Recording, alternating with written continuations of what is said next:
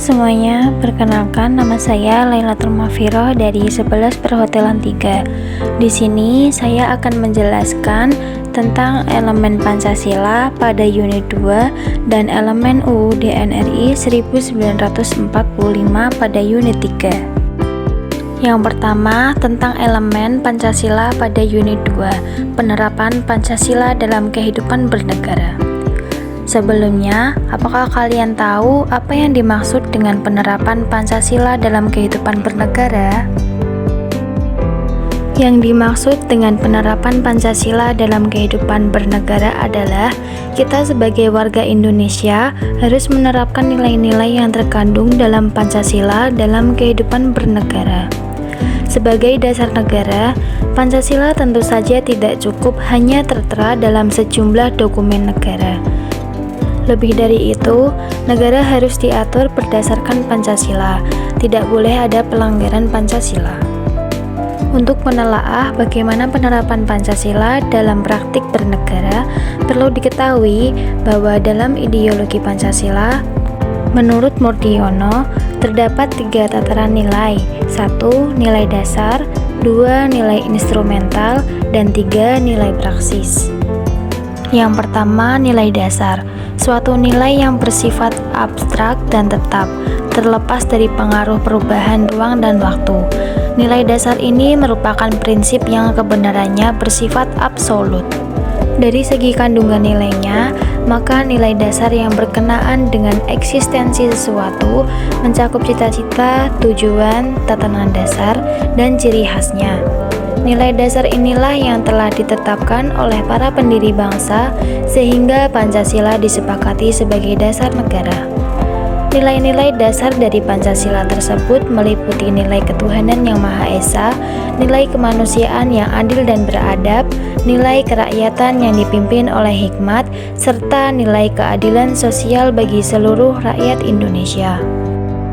Yang kedua ada nilai instrumental, nilai yang bersifat konstekstual. Nilai instrumental merupakan penjabaran dari nilai-nilai Pancasila berupa arahan kinerja untuk kurun waktu tertentu dan untuk kondisi tertentu. Nilai instrumental ini harus disesuaikan dengan tuntutan zaman dan mengacu serta berlandaskan pada nilai yang dijabarkannya. Dari kandungan nilainya, maka nilai instrumental merupakan kebijaksanaan, strategi, organisasi, sistem, rencana, program, bahkan proyek-proyek yang menindaklanjuti nilai dasar tersebut. Yang ketiga ada nilai praksis. Nilai praksis adalah nilai yang terdapat dalam kenyataan hidup sehari-hari, baik dalam konteks kehidupan masyarakat maupun bernegara. Nilai praksis adalah wujud dari penerapan nilai-nilai Pancasila, baik secara tertulis maupun tidak tertulis, baik dilakukan oleh lembaga negara, eksekutif, legislatif, dan yudikatif, maupun dilakukan oleh organisasi masyarakat, bahkan warga negara secara perseorangan. Sebagai penjabaran dari nilai Pancasila, nilai instrumental tidak boleh bertentangan dengan nilai dasar Pancasila. Nilai dasar Pancasila meliputi dari nilai ketuhanan yang Maha Esa, kemanusiaan yang adil dan beradab, persatuan Indonesia, kerakyatan yang dipimpin oleh hikmat kebijaksanaan dalam permusyawaratan perwakilan, serta keadilan sosial bagi seluruh rakyat Indonesia. Nah, selanjutnya ini adalah contoh nilai instrumental dan nilai praksis dari masing-masing nilai dasar Pancasila.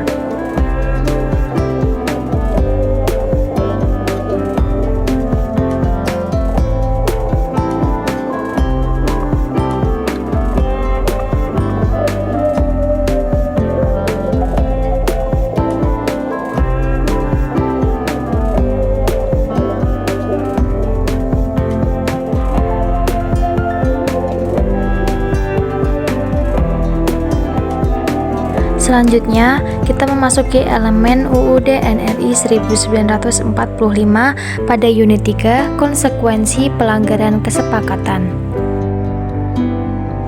Konsekuensi kesepakatan norma sekolah.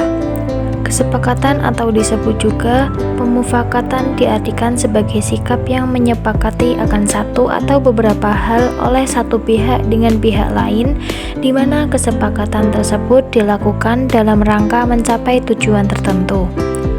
Kesepakatan memiliki prinsip-prinsip yang adil dan tidak memberatkan hanya salah satu pihak.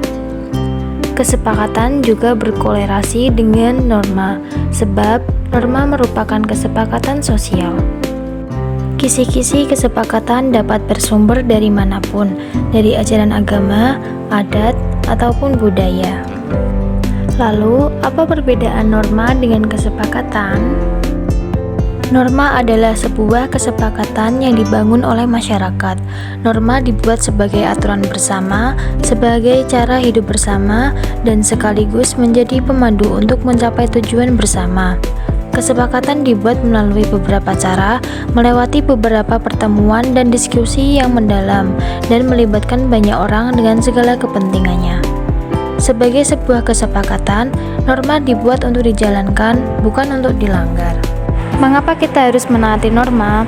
Norma harus ditaati karena norma dibuat sebagai cerminan dari kehendak bersama, sebagai refleksi akhir dari berbagai pertimbangan yang melibatkan berbagai tokoh masyarakat dari agamawan, ahli hukum, pemegang adat istiadat, dan ahli moral. Norma dibuat bukan sebagai cara untuk melegalkan tindakan yang bertentangan dengan sumber-sumber norma itu sendiri, yakni agama, hukum, sosial, dan kesusilaan, seperti halnya tawuran dan kasus seks bebas. Dampak dari tawuran dan kasus seks bebas yaitu secara individu tentu saja ada luka batin dan lahir, selalu terpelihara dati yang mendendam tanpa kasih sayang. Secara lahir, banyak yang harus dirawat di rumah sakit akibat tawuran, bahkan ada yang harus dikebumikan. Keluarga kehilangan dan diliputi duka lara. Kasus seks bebas sendiri yaitu secara pribadi, seks bebas memberikan ruang penyaluran hasrat dan keinginan. Tetapi orang tua pasti resah dan gelisah dikarenakan seks tanpa ikatan perkawinan menghancurkan cita-cita ketentraman yang diidamkan oleh masyarakat. Norma di sekolah. Seperti halnya di masyarakat, norma di sekolah pun demikian. Norma disepakati oleh berbagai pihak dari manajemen sekolah, guru, orang tua, dan peserta didik. Norma hendaknya disusun dengan melibatkan berbagai pihak secara demokratis. Mereka bersama-sama berdiskusi, semua pendapat ditampung dan didiskusikan secara demokratis pula. Dalam menyusun sebuah kesepakatan, apalagi yang ditulis menjadi norma bersama, mereka menghargai pendapat orang lain menjadi sangat penting. Karena itu, harus semua keinginan bersama dan mencerminkan kepentingan semua pihak. Semua bersepakat membuat norma untuk mencapai tujuan bersama. Berikut ini ada contoh norma yang ada di lingkungan sekitar kita. Ma, Ade berangkat dulu ya. Hati-hati di jalan ya. Sudah siap, Dek? Iya, ayo kita berangkat, Pak. Tapi pasang tali helmnya dulu, Pak, biar aman. Oh, iya.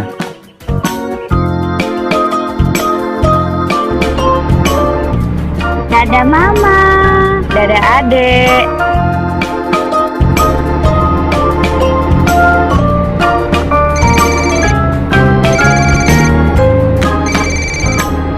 Pak, kita jangan berhenti di sini. Kita berhenti di sana saja. Ada rambu-rambu dilarang berhentinya, Pak.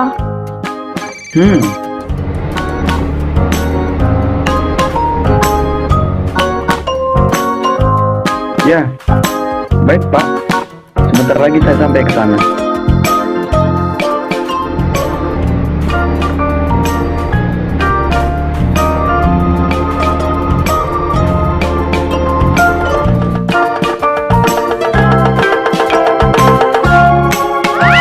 Wah, Pak, jangan berhenti garis.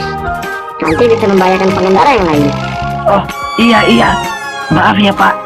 Terima kasih atas kerjasamanya.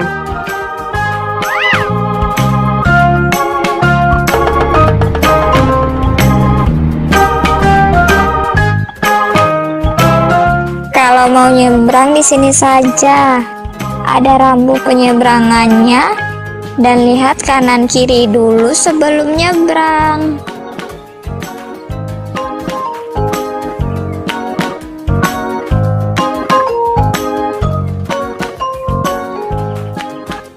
Selamat pagi, Ibu. Selamat pagi. Nah, itu dia materi tentang elemen Pancasila dan elemen UUD NRI 1945. Semoga bermanfaat dan terima kasih telah menonton.